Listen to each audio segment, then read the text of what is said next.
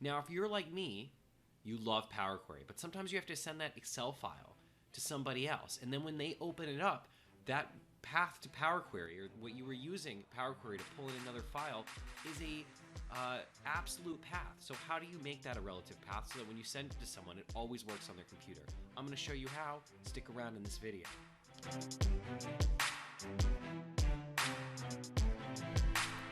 Hi everyone, Jordan Goldmeyer here. Now before we begin, make sure that if you want to get up-to-date Excel tips, news, things like that, go ahead and hit that subscribe button, and then make sure you ring the bell, and also make sure to check out down in the description because we're going to have the files for you to download later, and also some free stuff. So let's hop right into the spreadsheet. Hello everyone, welcome to the Excel sheet. So here I have a table. This table of data was pulled in.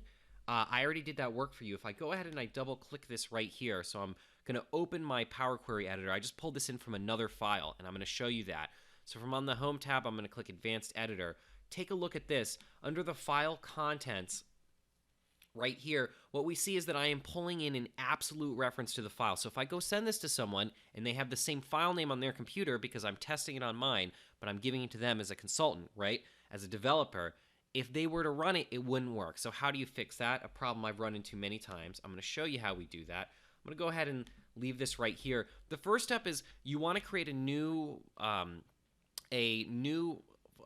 place on your spreadsheet that's going to keep the information around the file path of the file you're working on. So over here, I've created a setup tab. I've given it the name file path. It pulls back the file path. Excuse me. I fat fingered the key right there. So it pulls back the file path right there. You can see my formula over here. Maybe you're wondering, how did I do that? How did I create that formula? So it's really easy. What I'm going to do here is I'm going to start with equals cell. Cell allows us to return information about the spreadsheet that we're in. So I'm going to click address right there. What's my reference? We'll just say A1. I don't know if you need that. So I wrote address. This actually should be file path or file name. I'm not really sure that you need the address here for the file name, but I'm going to do it anyway. Okay, so you see that it pulled back the full file name. That includes the file path, the name of the file itself, plus the worksheet tab. So we don't really need all that information. In fact, the only thing we really need is everything up into that square bracket. So if I wanted to pull out that information, if I wanted to parse it, the way I could do that is first is use a find. So find allows us to find the location of a certain bit of text within another bit of text. So here I'm just going to find that square bracket, right? So that brings back 26. That means that it found it at the 26th spot. I want to actually pull back the first 25 characters because I don't want to include that square bracket. So I'm just going to hit -1 right there. And you see it goes to 25. So then the next thing I want to do here is I'm going to type in left, right? So that's going to say, what do we want to pull back, right? So left is going to ask, what is the text of the string we want to pull back? Well, here I'm just going to repeat cell. I'll put in the file name. The reference is A1, right? So then how many characters? I'm going to pull back the find. Remember, it found 26. So this is going to evaluate to 26. Last one is 25. I close that. I hit enter. You see it does everything we want it to do, right? So pulled it back. Pretty easy. So in here, I have the formula, and I'm going to go up to my name box, and I'm going to type in file path like that. So I'll hit enter. And then what I'm going to do is I'll double click into my query so we can open it back up. And in the advanced editor, I'm going to go here, I'm going to hit enter, and I'm going to add some text here, and I already have it down here below. So I'm going to take this, Control C, don't worry, I will have this in the video description, Control V. Now, here's what's happening here.